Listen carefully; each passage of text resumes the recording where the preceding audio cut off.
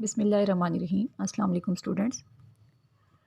We have started online classes for first year biology and we are uploading daily lectures on this channel. You can subscribe this channel for further notifications and updates about the lectures.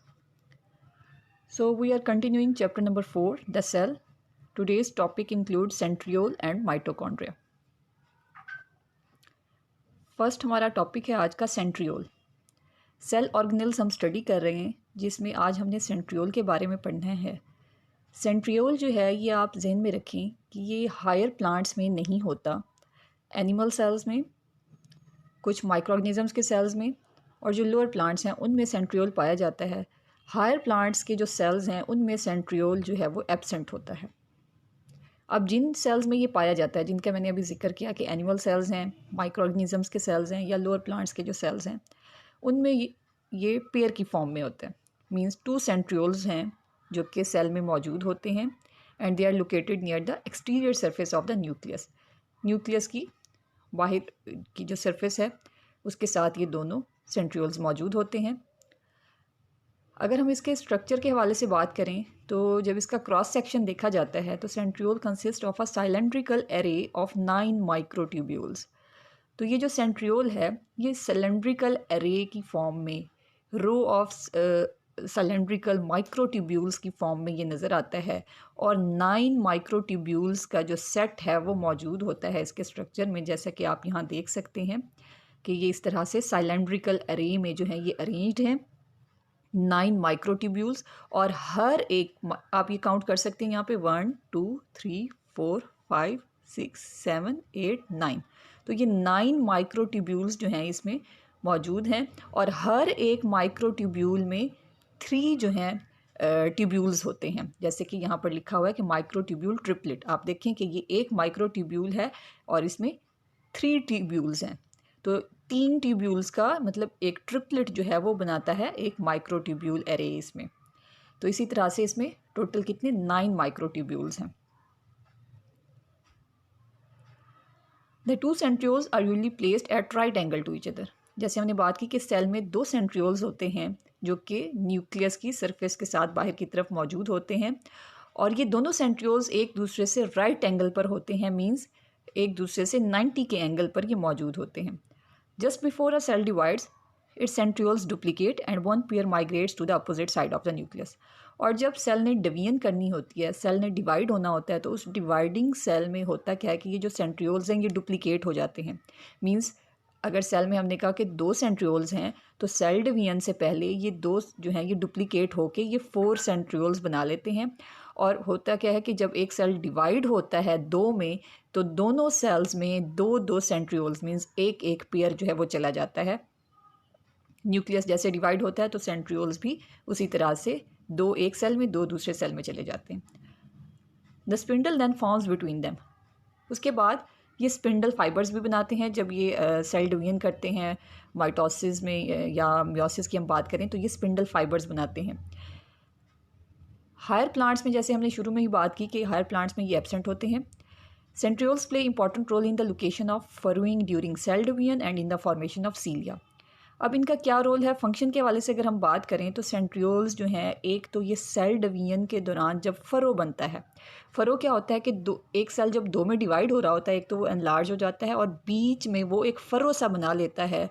वो furrow जो है अंदर की तरफ दोनों साइडों से deep होता जाता है और वो फ़रो अंदर से जब डीप होके एक दूसरे के साथ वो मिल जाते हैं दोनों एंड्स, तो वो सेल जो है वो 2 में डिवाइड हो जाता है.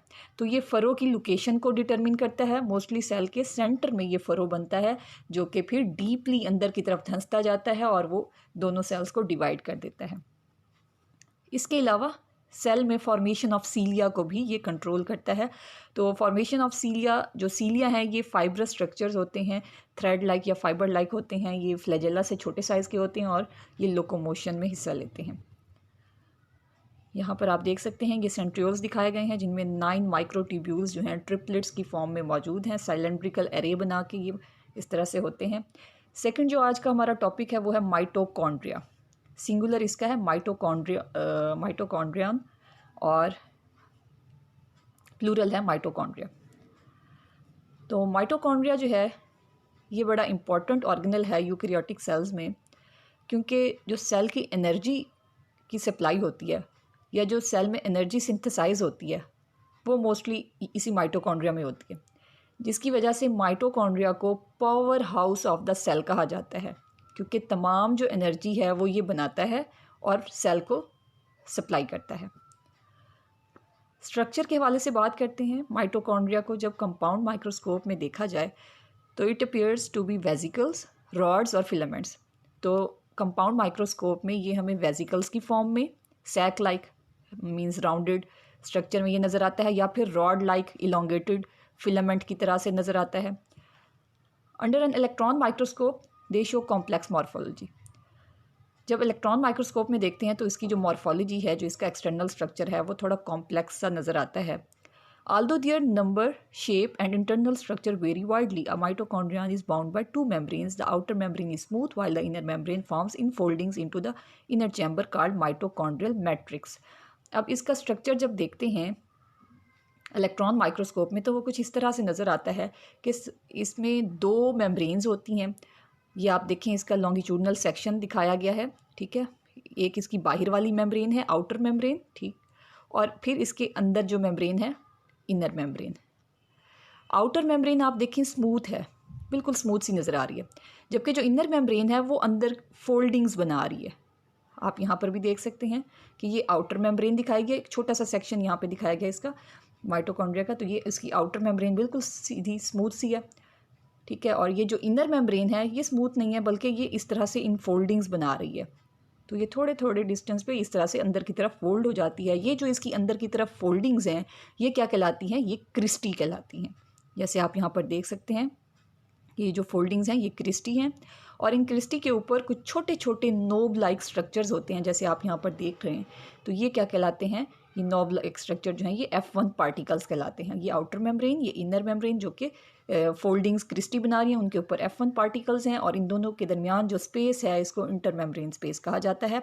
और माइटोकॉन्ड्रिया के अंदर जो है, ये तो दो मेम्ब्रेन्स हैं, अंदर जो है ये सारा मैट्रिक्स कहलाता है। अब इस मैट्रिक्स में क्या होता है? इसमें DNA भी होता है और इसमें राइबोसोम्स भी होते हैं।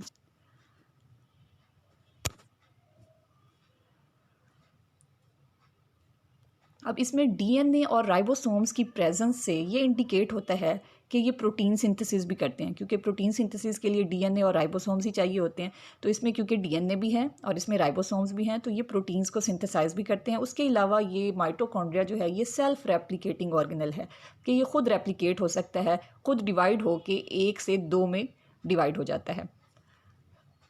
The inner surface of crystal in the mitochondrial matrix has small knob-like structures known as F1 particles. फिर जैसे मैंने अभी आपको बताया कि इसकी क्रिस्टी के ऊपर अगर आप देखें तो ये नोब लाइक स्ट्रक्चर इसके मैट्रिक्स वाली साइड पे मौजूद हैं, जिनको F1 पार्टिकल्स कहा जाता है। अब इस मैट्रिक्स के अंदर क्या होता है? इस मैट्रिक्स में एंजाइम्स होते हैं, कोएंजाइम्स होते हैं, organic salts, organic and inorganic salts होते हैं, जो कि डिफरेंट मेटाबॉलिक प्रोसेसेस में ज़रूरी उनको मेटाबॉलिक प्रोसेसेस में जो चाहिए होते हैं एंजाइम्स वगैरह, वो इसमें मौजूद होते हैं। अब किन मेटाबॉलिक प्रोसेसेस के एंजाइम्स इसमें होते हैं? एक तो क्रेब्स साइकिल जो है ये माइटोकॉन्ड्रिया में ही होता है और उसके एंजाइम्स भी यहीं पर मौजूद होते हैं। एरोबिक रेस्पिरेशन के एंजाइम्स, फैटी एसिड मेटाबॉलिज्म के जो एंजाइम्स हैं वो माइटोकॉन्ड्रिया में होते हैं, और ये प्रोसेसेस इसी माइटोकॉन्ड्रिया में ही होते हैं। अब क्रेब्स साइकिल जो है ये रेस्पिरेशन का दूसरा स्टेप है, जिसमें फर्स्ट इसका ग्लाइकोलिसिस होता है जो कि सेल के साइटोसोल में होता है, और दूसरा जो क्रेब्स साइकिल है ये माइटोकॉन्ड्रिया में होता है। As a result of these metabolic processes, the energy extracted from the organic food is transformed into energy-rich compound ATP. अब होता क्या है कि जब फूड जो है उसकी रेस्पिरेशन होती है, ग्लूकोज की रेस्पिरेशन या किसी भी इस तरह के ऑर्गेनिक फूड की जब रेस्पिरेशन होती है, तो उसके बाद वो कन्वर्ट हो जाता है into energy rich compound ATP। Means ये जब रेस्पिरेशन कंप्लीट होती है, ग्लाइकोलिसिस हो गया, क्रेब्स साइकिल हो गया, फिर उसके बाद इलेक्ट्रॉन ट्रांसपोर्ट चेन होती है, तो उसके बाद हमारे पास ATP मॉलिक्यूल्स जो हैं वो सिंथेसाइज हो जाते हैं। अब ये जो ATP हैं दे आर एनर्जी पैकेट्स। ये ATP stands for adenosine triphosphate. तो ये ATP जो है ये एनर्जी के तौर पे इस्तेमाल होते हैं, और सेल को जहाँ कहीं ज़रूरत होती है वहाँ माइटोकॉन्ड्रिया ये ATP प्रोवाइड करता है। The size and number of mitochondria varies and depends on the physiological activity of the cell. उसके अलावा ये डिफरेंट सेल्स में इसकी जो साइज़ है या इसकी जो तादाद है, नंबर ऑफ माइटोकॉन्ड्रिया, ये डिफरेंट है और ये डिपेंड करता है सेल की फिजियोलॉजिकल एक्टिविटी पे कि अगर तो वो मेटाबॉलिक एक्टिविटी ज़्यादा शो करता है तो उसमें माइटोकॉन्ड्रिया की जो तादाद है, नंबर ऑफ माइटोकॉन्ड्रिया, वो ज़्यादा होंगे। ये इसका स्ट्रक्चर हो गया। जैसे हम पहले बात कर चुके हैं कि माइटोकॉन्ड्रिया क्या करता है कि डिफरेंट कंपोनेंट्स जो होते हैं फूड के, उनसे एनर्जी को एक्सट्रैक्ट करता है और किस फॉर्म में एनर्जी को ले आता है, इसको कन्वर्ट कर देता है एटीपी की फॉर्म में। अब ये जो एटीपी है सेल की जो भी एक्टिविटीज़ हैं जिसके लिए उसको एनर्जी की ज़रूरत होती है, तो माइटोकॉन्ड्रिया एटीपी प्रोवाइड करता है उन एक्टिविटीज़ के लिए। The spent energy which is in the form of ADP is regenerated by the mitochondria into ATP. उसके बाद जब ये एनर्जी इस्तेमाल होती है तो एटीपी दोबारा कन्वर्ट हो जाता है इनटू एडीपी। ठीक है, तो एडीपी जो है वो फिर से रीजनरेट हो सकता है, फिर से वो एटीपी बना सकता है इन द माइटोकॉन्ड्रिया जब दोबारा से रेस्पिरेशन होगी। Mitochondria is therefore described as power house of the cell. यही वजह है कि माइटोकॉन्ड्रिया को power house of the cell कहा जाता है कि जो एनर्जी है वो सारी यहीं पर सिंथेसाइज होती है और यहीं से सप्लाई होती है to other parts of the cell for the different activities. Thank you. Allah हाफिज़।